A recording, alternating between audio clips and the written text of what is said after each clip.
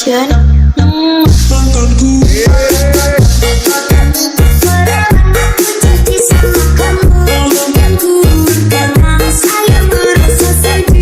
Bismillahirrahmanirrahim. Perkenalkan, nama saya Andi Sulfan Syadila Yusuf dengan NIM 2209025025035, jurusan Pendidikan Akuntansi kelas B. Pada malam hari ini saya akan mempresentasikan masalah-masalah dalam pembelajaran dari mata kuliah Profesi Kependidikan. Masalah-masalah dalam belajar. Banyak ahli mengemukakan pengertian masalah. Ada yang melihat masalah sebagai ketidaksesuaian harapan dengan kenyataan. Ada yang melihat sebagai tidak terpenuhinya kebutuhan seseorang. Dan ada pula yang mengartikan sesuatu hal yang tidak mengenakan. Prayitno mengemukakan bahwa masalah adalah sesuatu yang tidak disukai adanya, menimbulkan kesulitan bagi diri sendiri dan atau orang lain. Sedangkan menurut pengertian psikologis, belajar merupakan suatu proses perubahan, yaitu perubahan dalam tingkah laku sebagai hasil dari interaksi dengan lingkungannya dalam memenuhi kebutuhan hidupnya.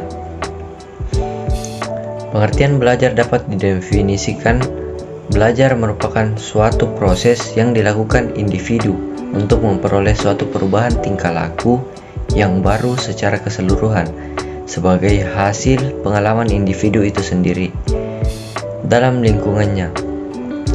Belajar adalah proses perubahan pengetahuan atau perilaku sebagai hasil dari pengalaman. Pengalaman ini terjadi melalui interaksi antara individu dengan lingkungannya. Anita E. Wolk 1995. Faktor-faktor yang menyebabkan timbulnya masalah belajar. Yang pertama yaitu ada faktor internal. Faktor-faktor yang berada pada diri murid itu sendiri, yaitu dilihat dari aspek tubuh jasmani dan rohani. Gangguan secara fisik seperti kurang berfungsinya organ-organ tubuh, seperti perasaan, alat bicara, gangguan panca indera, cacat tubuh, serta penyakit menahun. Ketidakseimbangan mental, dalam kurung adanya gangguan dalam fungsi mental, seperti menampakkan kurangnya kemampuan mental, taraf kecerdasan cenderung berkurang. Selanjutnya yaitu kelemahan emosional, seperti merasa tidak aman, kurang biasa menyesuaikan diri, atau dalam kurung maladjustment, tercekam, rasa takut, benci dan antipati, serta ketidakmatangan emosi. Kelemahan yang disebabkan oleh kebiasaan dan sikap yang salah, seperti kurang perhatian dan minat terhadap pelajaran, malas dalam belajar, dan sering bolos atau tidak mengikuti pelajaran. Dilihat dari aspek proses belajar,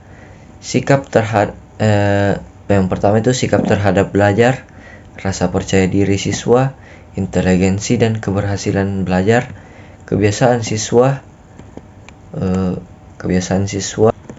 cita-cita siswa, dan selanjutnya yaitu yang kedua, faktor-faktor eksternal. Ditinjau dari segi siswa, maka ditemukan beberapa faktor eksternal yang berpengaruh pada aktivitas belajar. Di antaranya, yang pertama itu guru sebagai pembina siswa belajar. Guru adalah pengajar yang mendidik. Ia tidak hanya mengajar bidang studi yang sesuai dengan keahliannya, tetapi juga menjadi pendidik pemuda generasi bangsanya. Guru mengajar siswa adalah seorang pribadi yang tumbuh menjadi penyandang profesi bidang studi tertentu. Selanjutnya yaitu materi secara menarik, sehingga siswa akan memusatkan perhatiannya terhadap materi yang disampaikan oleh guru. Menyimpan perolehan hasil belajar. menyimpan perolehan hasil belajar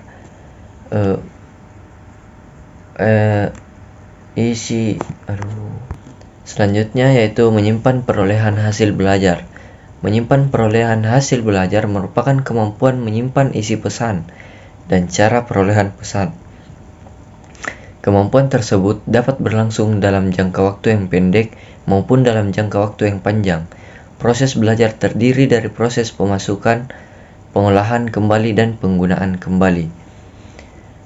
Kemampuan berprestasi atau disebut dengan unjuk hasil belajar merupakan puncak suatu proses pembelajaran.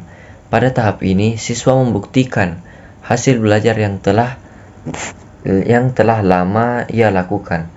Siswa menunjukkan bahwa ia telah mampu memecahkan tugas-tugas belajar atau mentransfer hasil ujian. Yang selanjutnya itu lingkungan sosial siswa di sekolah. Lingkungan sekolah yang dinamis akan menunjang dalam perkembangan kepribadian anak didik, semisal seperti lingkungan yang agamis dan non-agamis, maka akan berbeda hasilnya dalam menghadapi suatu permasalahan. Yang selanjutnya itu kurikulum sekolah. Kurikulum yang diberikan di sekolahan merupakan kurikulum nasional yang disahkan oleh pemerintah atau yayasan pendidikan. Kurikulum ini disusun berdasarkan tuntunan kemajuan masyarakat. Dengan kemajuan dan perkembangan masyarakat, timbul tuntunan kebutuhan baru dan akibatnya kurikulum sekolah perlu direkonstruksi. Adanya rekonstruksi itu menimbulkan kurikulum baru.